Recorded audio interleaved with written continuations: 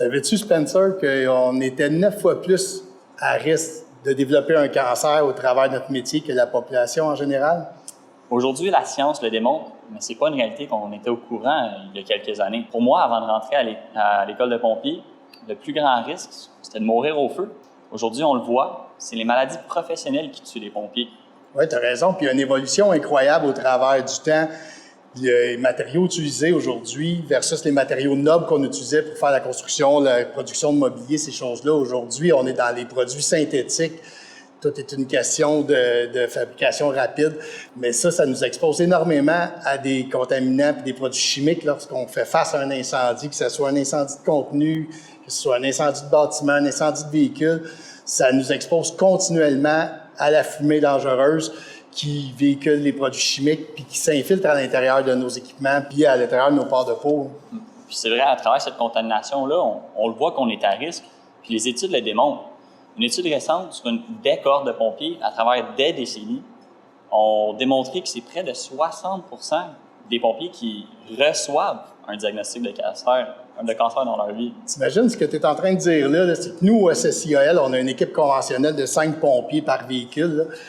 Ça voudrait dire qu'il y a 3 pompiers sur 5 à l'intérieur de notre équipe là, qui va obtenir un diagnostic de cancer au fil de sa carrière ou au fil de sa vie. Puis c'est là qu'on voit vraiment l'importance de toutes les étapes de la décontamination.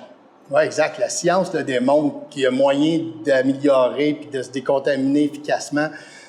Puis il faut faire en sorte que chaque individu qui est sur une intervention mette les efforts puis la rigueur pour que la décontamination se fasse continuellement. C'est vrai, tu le dis, c'est un effort collectif de tous les membres, qu'on soit pompier temporaire ou chef. Puis c'est important de le faire pour tous les équipements, nos véhicules, nos équipements de travail, nos habits de combat, nous-mêmes. Les aires de vie qu'on partage avec nos collègues, les véhicules, comme tu dis, il faut faire en sorte que quand la relève arrive pour nous remplacer au travail, ce ne soit pas déjà avant même d'avoir commencé à travailler exposé aux contaminants. Chaque intervention comporte des risques, mais certains d'entre eux ne sont pas visibles. Le cancer est une menace sournoise pour notre équipe et c'est pourquoi la décontamination est cruciale pour notre santé et celle de nos familles. Absolument. Nous devons travailler ensemble pour établir des pratiques qui protégeront chaque pompier. Cela va au-delà des équipements et des procédures. C'est un engagement que nous devons honorer.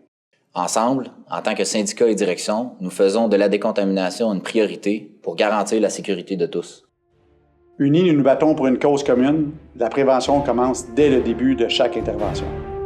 L'union fait la force. Ensemble, faisons de la décontamination une priorité.